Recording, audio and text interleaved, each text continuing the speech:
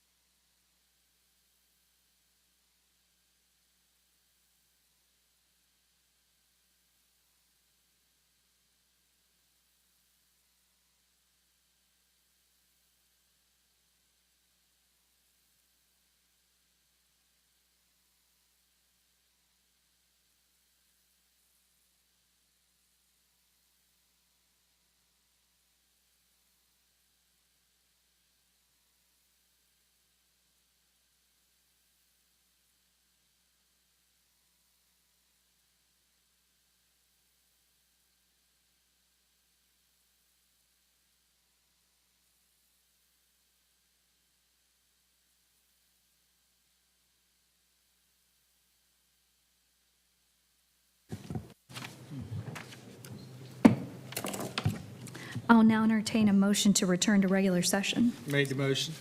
Second. There's a motion by Mr. Ramsey, a second by Mr. Baker. I'd like to state for the record that no action was taken in executive session. Is there any other discussion? Hearing none, we'll call the question. All in favor, please respond by saying aye. Aye. Opposed, nay. The ayes have it, 8-0. Please now stand for the Pledge of Allegiance. Pledge allegiance to the flag of the United States of America, to the republic for which it stands, one nation, under God, indivisible, With liberty and justice for all.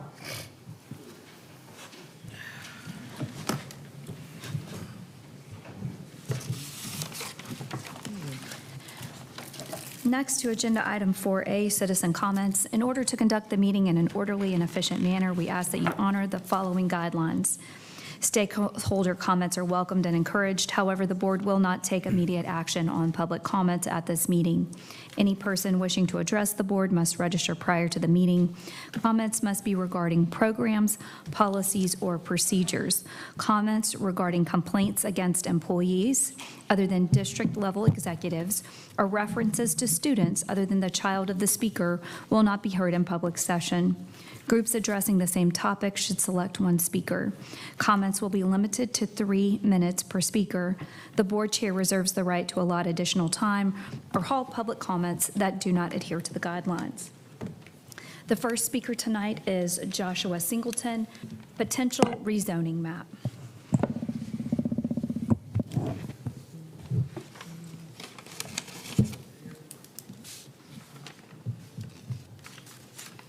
Good afternoon. How are you guys? Good, how are you? My name is Joshua Singleton, and my family and I have lived at 415 Hunsford Street in Somerville since February of 2019. I'm writing this to express my concern about the proposed rezoning for the 26-27 school year. One of the main reasons that I purchased my home in Berkeley County was because it was zoned for my 2 sons to attend Nexton Elementary. When my oldest son, Jason, started kindergarten in the 22-23 school year, we could not have asked for a better experience. His teacher and his assistant were incredible. He made lasting friendships, and our family quickly became part of a wonderful school community. Later that same fall, we learned that our neighborhood would be rezoned to CLS. While we were disappointed to leave Nexton, we found comfort in knowing that our boys could stay together through middle school. Jason's first year at CLS, 23-24, was a challenging transition, but he eventually found his footing. We stayed positive and kept in touch with friends from Nexton. However, the 24-25 school year, his second grade year, was much more difficult to him. Jason struggled academically, and despite our best efforts to work with the teacher, my younger son Liam's kindergarten experience was hindered by limited communication from his teacher. We even appealed twice to get him rezoned back to Nexton, and they were denied. This school year, 3rd grade for Jason, 1st grade for my son Liam, has been a complete turnaround. Jason has had an excellent start thanks to a fantastic teacher, and Liam is thriving. For the first time in 3 years, our family finally feels settled and supported over at CLS. That is why the news of another potential rezoning has been so upsetting, not just for me, but for my entire neighborhood. This would mark the second rezoning in just 3 years. If the current proposal goes through, my son will be in 4th grade and attend his 3rd school, and we have not moved at all in that time frame. Any parent knows that the consistency for a child's growth is vital to their confidence, and a disruption like this can have negative lasting effects. I am here not on behalf of my own children, but for all the families in our neighborhood that would be affected. Based on the proposed map, the 3 neighborhoods along Rose Drive would be rezoned to Sangaree Elementary and Sangaree Middle. After talking with other parents in our neighborhood, it would feel as though we are caught in a gray area of shifting lines while our children bear the consequences. I watched the last school board meeting and I understand that rezoning decisions are guided by data and demographics. Still, I urge you to remember that these maps represent real children, real families, and real communities. They're not just numbers. I respectfully ask that the board reconsider the proposed changes and allow our children to remain at CLS where they are finally thriving. Thank you for your time. Thank you. Up next, Yelena Alcon, School Environment and Culture. It's Juliana. I'm sorry, It's okay. Juliana. Juliana. Yeah. Welcome. Thank you. So good evening, members of the board. I stand before you tonight not as a troublemaker. I don't want to be a problem, nor do I want you guys to see me as a problem every time I come. But I'm a mom, a taxpayer, and an advocate for our children and our teachers. I love Howell Hall Ames, where my daughter attends. I love the teachers who show up every single day pouring their hearts into our kids. But loving something also means speaking up when it is being mismanaged. Since the last meeting, and obviously I won't go into details, that's why I gave you guys the post, our former person in charge of the school took to social media and compared parents that came to this meeting to Pizza Shop reviewers. I've included the updated post tonight, but I do have the original that I can email you guys. It was a direct public mockery of parents who dared to speak up. And that crosses a professional and ethical line, and here's why this is unacceptable. It violates professional neutrality, using a public platform to ridicule parents to create the appearance of bias and retaliation, completely inappropriate for someone in a leadership role. It discourages transparency and civic engagement. When a school leader publicly mocks a parent or mocks parent feedback, it tells every parent watching, if you speak up, you'll be shamed. That's not leadership, people. That's intimidation. Let me make this clear. I love this school and I'm fighting for it. But this district also has a systemic problem with sweeping issues under the rug and pretending that everything is fine. Everything is not fine. Parents, teachers, and even students are speaking up, and we will not be silenced anymore. Last week, I was told, if you're not happy, pull your child from the school and let her go where she goes. Why should that be the answer? I will not pull my daughter. I will not walk away from a school that I believe in, and I will fight for it to be better. I also want to address something deeply serious, the disregard for IEPs. Failing to honor a child's IEP is not a matter of opinion. It is a violation of federal law. I know my daughter may soon need one, and I refuse to stand by while any administrator decides that they know better than the plan legally required to support a child. And finally, our teachers. The state test scores from last year are proof of their talent and dedication, but we're losing them, driven out by an administration that threatens and demoralizes them. Literally telling our teachers, if you're not happy, just leave. That's not leadership, it's failure. I am pleading and demanding that this board take a hard, honest look at what's happening inside of Howell Hall Ames and many other schools in the district. Talk to the teachers in a truly safe, neutral space. Listen to the truth, please. Because when teachers are silent, students lose. When parents are dismissed, trust is broken.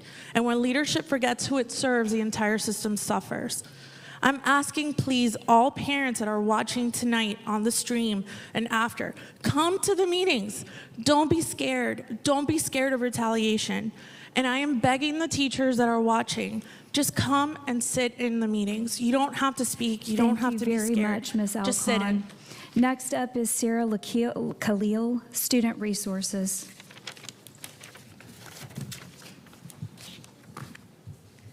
Good evening. My name is Sarah Khalil, and I've been both an educator and parent in BCSD for 14 years. I'm here tonight because I'm deeply concerned about a growing pattern of classroom resources being banned without explanation, documentation, or teacher input. It began with our books in 2023. In addition to specific titles being pulled from shelves, teachers were told that any text longer than a short story required administrative approval at least a month in advance. The message this sends is clear. Teachers and media specialists, professionals with advanced degrees and expertise, are not trusted to choose appropriate materials for their students. Next came SC Discus. This free state resource provided trustworthy research material, age-appropriate articles, and a read-aloud feature many students with accommodations relied on. Then it disappeared. No notice, no explanation, no replacement. Without Discus, middle schools have lost a vital research tool, leaving students dependent on Google, where information is often inaccurate and beyond their reading level. And now, in just the past 2 weeks, CNN 10 has been banned, again, with no district statement or rationale. Principals were left to deliver the news, creating confusion and inconsistency. Some schools have even been told not to use any news media in class. Did anyone making this decision actually watch CNN 10? It's one of the most impartial, student-friendly news programs available, directly supporting social studies standards for current events. Teachers also use it to build students' note-taking and summarizing skills and to keep them informed about the world beyond their textbooks. If these bans were truly in students' best interest, why wasn't the district transparent? Why no district memo, as we've seen for DFAs? And if a single complaint prompted these actions, why not offer a parent opt-out rather than removing valuable resources from everyone? Meanwhile, sites like Huda Math, full of racing and other frivolous games, and YouTube, filled with distracting, low-value content, remain accessible.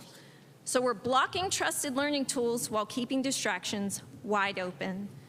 This isn't about one website or one media channel. It's about a pattern of control over what teachers teach and how students learn. Restricting access to vetted educational resources without explanation undermines trust, professionalism, and the integrity of classroom learning. It begins to look less like leadership and more like censorship. Thank you. Thank you very much. Up next, Sophia Alcon, Testing and Pace.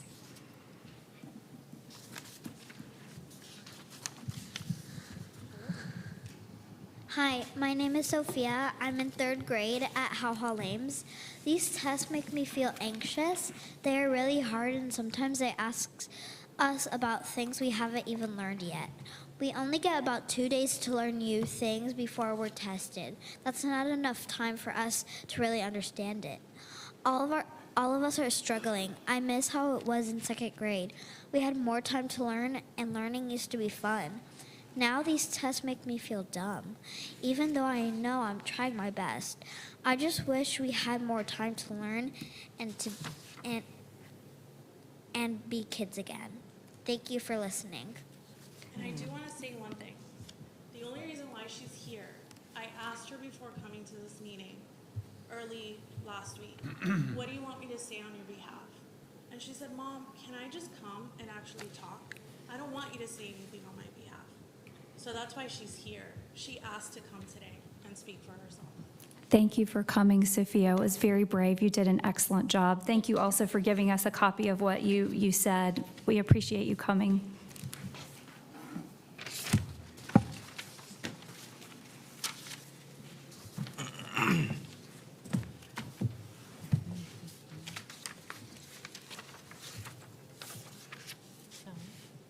We'll now move on to Agenda Item 5A, the Superintendent's Report. Dr. Dixon, you are recognized. Thank you. Good evening, everyone. Board Chair Wofford, members of the board, cabinet, and all of our citizens here tonight. I'd like to begin by thanking all of our participants who took part in our Literacy Powerhouse event.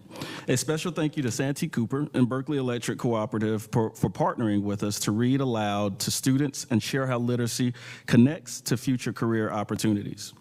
It was also my pleasure to join the Moncks Corner Miracle League at their final baseball game and award ceremony.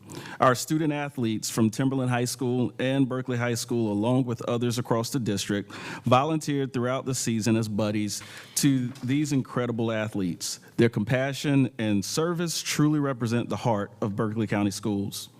Looking ahead, we're gearing up for our hiring event on October 28th on the front lawn of our district office. This event isn't just for teachers, it's for all positions across the district. With 2 new schools opening in 2026, we're getting an early start on building our teams. We're thrilled to share that we already have over 350 registrants signed up to attend this event. And finally, let's get ready to blast off with the Berkeley Book Blast. This district-wide reading challenge invites all students, teachers, and staff to join together in a goal of reading 3 million minutes. Everyone can log their reading time in Beanstack, and it's a wonderful way for our district to unite around one of the most important skills of all, reading. I would like to thank Teacher Forum representatives Tanya Hatchin from Boulder Bluff Elementary and Ms. Alex Wharton from Berkeley High School for taking time out of your busy schedules for joining us this evening. So again, thank you. Thank you all for your continued commitment to our students and community. Thank you, Dr. Dixon. We'll now move on to agenda items, action required from executive session. We'll start with the student expulsion appeals. I'll now hear a motion for student number 1. Madam Chair, I make a motion that we grant the appeal and assign the student to the Next Steps Learning Center. Second. There's a motion by Ms. Coates, a second by Ms. Bradley to grant the appeal and assign the students to the Next Steps Learning Center. Is there any discussion? Hearing none, we'll call the question. All in favor, please respond by saying aye. Aye. Opposed, nay. The ayes have it, 8-0. Now for student number 2. Madam Chair, I move to deny the appeal and expel the student. Second. There's a motion by Ms. Davenport, a second by Mr. Borden to deny the appeal and uphold the expulsion. Is there any further discussion? Hearing none, we'll call the question. All in favor, please respond by saying aye. Aye. Opposed, nay. The ayes have it, 8-0. We'll now hear a motion for student number 3. Madam Chair, in reference to student number 3, I move that we deny the appeal and uphold the expulsion. Second. Yeah, that's not. So for That's student correct. number 3 is currently assigned to Next Steps Learning Center. Oh, okay. So the motion would be to, or the options for the student are return to the home school or deny the appeal, which would keep the assignment at the Next Steps Learning Center. I move that we deny the appeal and uphold the Next Step Learning Center placement. Center placement. Excellent. Second. There's a Second. motion by Ms. Bradley, a second by Mr. Borden, I think. So for student number 3, deny the appeal and uphold the placement to the Next Steps Learning Center. Is there any further discussion? Hearing none, we'll call the question. All in favor, please respond by saying aye. Aye. Opposed, nay. The ayes have it, 8-0. We'll now hear a motion for student number 4. Madam Chair, I make a motion that we grant the appeal and assign the student to Next Steps Learning Center. Second. Thank you, Mr. Ramsey. There's a motion by Ms. Coates, a second by Mr. Ramsey to grant the appeal and assign the student to the Next Steps Learning Center. Is there any further discussion? Hearing none, we'll call the question. All in favor, please respond by saying aye. Aye. Opposed, nay. Nay. All right, we're going to have to vote by hand. Ayes. Ayes. Ayes.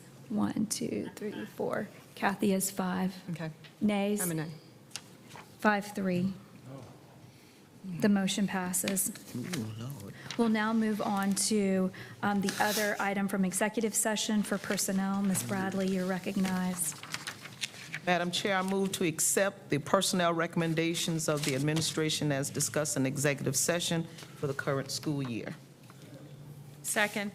There's a motion by Ms. Bradley, a second by Ms. Coates to accept the personnel recommendations of the administration as discussed in executive session for the current school year. Is there any further discussion? Hearing none, we'll call the question. All in favor, please respond by saying aye. Aye. Opposed, nay. The ayes have it, 8-0.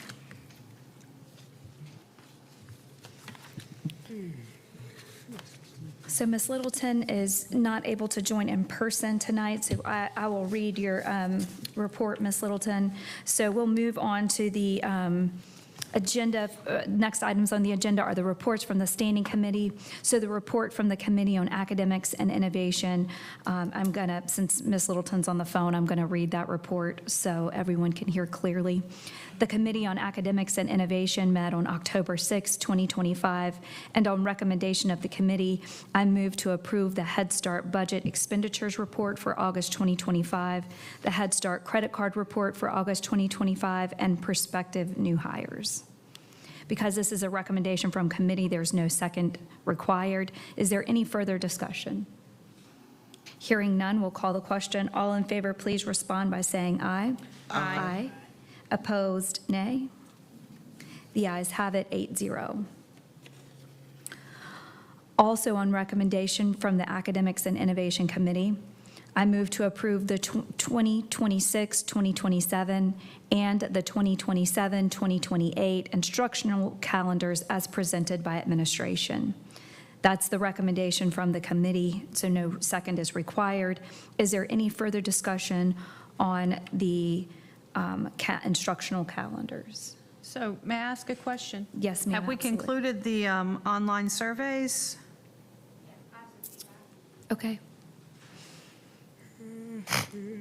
Thank you, Ms. Tanner. I'm sorry, I should have recognized you. Skipped right over that. Okay, so I'm just going to give you all some feedback as generally as we can, just because feedback was pretty specific, but we have some themes that you kind of hear, and then just to give you an idea. So most of our respondents, and I'll first do the 2 calendars, most of our respondents were parents, so about 70% of those who responded were parents, but we only had 957 total responses. So when you think of the size of our school district, you know, we communicate with about 80,000 plus when we send something out. So we had about 957 that responded. 70% of those were parents, 15 to 17% were employees, and about 1% were students. As far as kind of positive, neutral, negative, sorry y'all. All right, so overall, we only had about 88% overall between the 2 calendars that you would consider the feedback positive or neutral. So 26, 27, you only had about 7.3% that were what you would consider negative, like I don't like this, these are the things I don't like. 27, 28 were about 10.2%. So overwhelmingly, from those who responded, you had more of a positive or a neutral, you know, no comment, things look good type of feedback. Sorry, y'all, it keeps jumping around here. Okay, so some of the themes and trends we saw, when you think of like end of the year, that was something that was kind of a trend for a theme. There is an ongoing preference to end before Memorial Day. That doesn't mean that everybody wants it that way, but that is a communicated preference of those who did respond to the survey. Start date is also, there is some discrepancy, but overwhelmingly, people want a later start date as compared to an earlier start date in August. They don't want to get any earlier than what we already have. When it comes to like holidays and the length of breaks, we got feedback on that, but that's pretty split. You have some that really favor those extended breaks. I want that week at Thanksgiving. I want this extended time at Christmas. And others who really need it shortened. They're asking for shortening for reasons such as childcare and having to work. But there's nothing that's overwhelming either way of those who responded, but they do both talk about the holiday breaks. It's just that there's pretty much a split and a divide of whether someone wants it to be longer or shorter. Teacher work days, we did see a desire for teacher work days to be on Fridays. I will defer to academics, but typically those are placed during a time that allows our students to prepare for end of quarters, so that our teachers can get grades in, and so that doesn't always fall exactly on a Friday. Anything you want to? Okay, so those are really driven by our teachers needing that work day to prepare. But the feedback that we got for those who are asking for it was reasonable. Doctors' offices are typically closed on Fridays when they could take a kid to the doctor. And so you just kind of have a split. Some people want it on Fridays. Other people are saying Fridays don't even work because I can't even take my kid to an appointment. So nothing overwhelming with teacher work days, except I want to note for you all that we do that for our teachers so that they can prepare for grades. Let's see what else is going to be important. All right, so again, overall for 26-27, you had over, you only had 7.3% who are really negative about just disliking the calendar, wanting the calendar to change. I've given you some of those minor tweaks. We did get some feedback about Christmas break, and you may all have seen some of that feedback. When we looked at the calendar at Christmas break, it has to do with Christmas falling on a Friday this year and New Year's falling on a Friday. So if we were to shorten Christmas break, you're going to have kids staying in school and teachers staying in school the week of Christmas. And then if you wanted to try to shorten it again, you're going to be right there at that New Year. So it really kind of limited us with when those breaks were falling on those Fridays. Got it. Any Is there other anything? questions? Yeah, some questions y'all want to ask? Thank you for that. Thank you for the data. Okay. Hearing no further discussion, so this is a recommendation to approve the 26-27 and 27-28 instructional calendars as presented. All in favor, please respond by saying aye. Aye. Opposed, nay. The ayes have it, 8-0. That concludes the report from Academics and Innovation. Thank you, Ms. Littleton, for joining by phone. Next is the Committee on Finance and Human Resources. Chairman Michael Ramsey, you are recognized. Madam Chairwoman, the Committee on Finance and Human Resources met on October the 6th, 2025, and on recommendation of the committee, I move to approve out-of-state travel as presented. We have a recommendation from committee. No second is required. Is there any further discussion?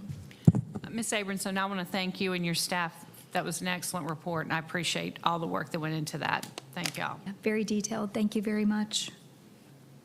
All right, any other discussion? Hearing none, we'll call the question. All in favor, please respond by saying aye. Aye. Opposed, nay. The ayes have it, 8-0. Also on recommendation of the committee, I move to approve the FY 25-26 Minority Business Plan as presented. We have a recommendation from the committee. No second is required. Is there any further discussion? Hearing none, I'll call the question. All in favor, please respond by saying aye. Aye. Opposed, nay. The ayes have it, 8-0. Also on recommendation of the committee, I move to approve the 2025-2026 salary book as presented. We have the recommendation from the committee. No second is required. Is there any further discussion? Hearing none, we'll call the question. All in favor, please respond by saying aye. Aye. Opposed, nay. The ayes have it, 8-0. Also on recommendation of the committee, I move to approve the first reading revision to policy IN, encumbered time as presented by administration. We have a recommendation from committee. No second is required. Is there any further discussion? Hearing none, we'll call the question. All in favor, please respond by saying aye. Aye. Opposed, nay. The ayes have it, 8-0. Also on recommendation of the committee, I move to approve the first reading of new board policy BCBA, board meetings live streaming as presented by administration. We have a recommendation from committee. No second is required. Is there any further discussion? Hearing none, we'll call the question. All in favor, please respond by saying aye. Aye. Opposed, nay. The ayes have it, 8-0. On this one, I move to pull back to the November committee meeting, the first reading of policy EG data privacy as presented by administration. So if we pass the first reading, we can make edits and be finalized at the second meeting? That's my hope and understanding. So we can approve the first, possibly approve the first reading tonight. It will go back to committee and make edits and then come back to the second reading? So that's functionally how it can happen, or the process, but what the issues that are embedded within this are far beyond edits. So Okay. it would still take a lot of, it would take a lot of changing. So, But if it's approved for first reading, it still comes back and can get it can approved be, or passed. So it's pleasure of the board. If it is approved for first reading today, I can have the committee that has worked on this policy to meet with individual board members to bring back the same policy with the revised rewrite. Is that? So, and structurally, that's correct, but if it's fundamentally different, can you do a second reading on a policy that's fundamentally different than what you approved at first reading? That would be, You can't do that. that would be the question.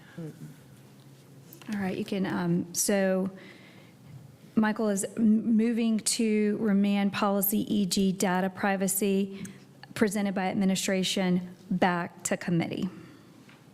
Is there a? I'll second that. There's a second, all right.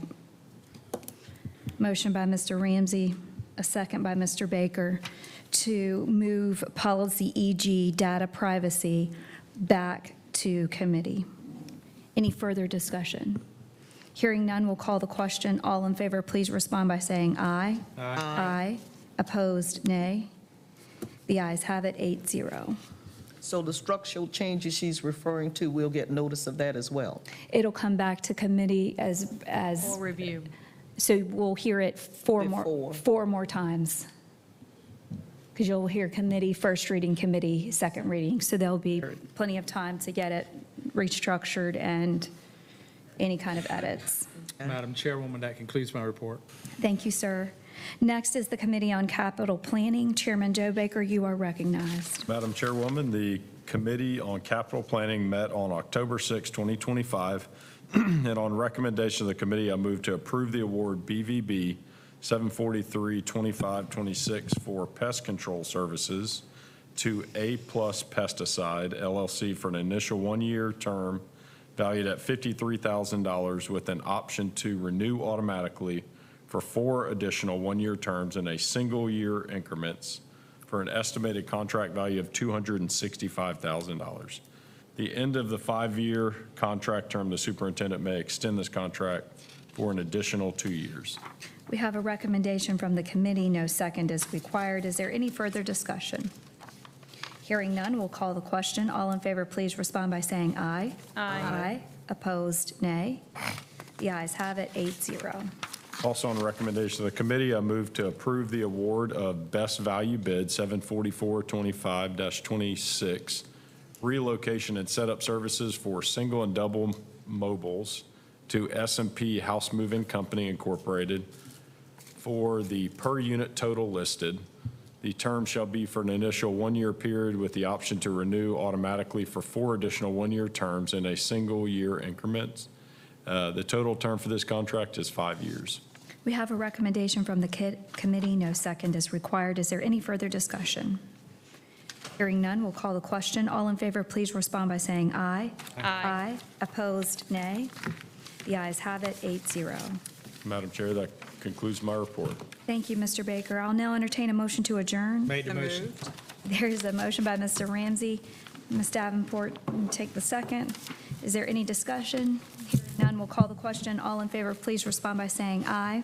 Aye. Opposed, nay. The ayes have it, 8-0. We are adjourned.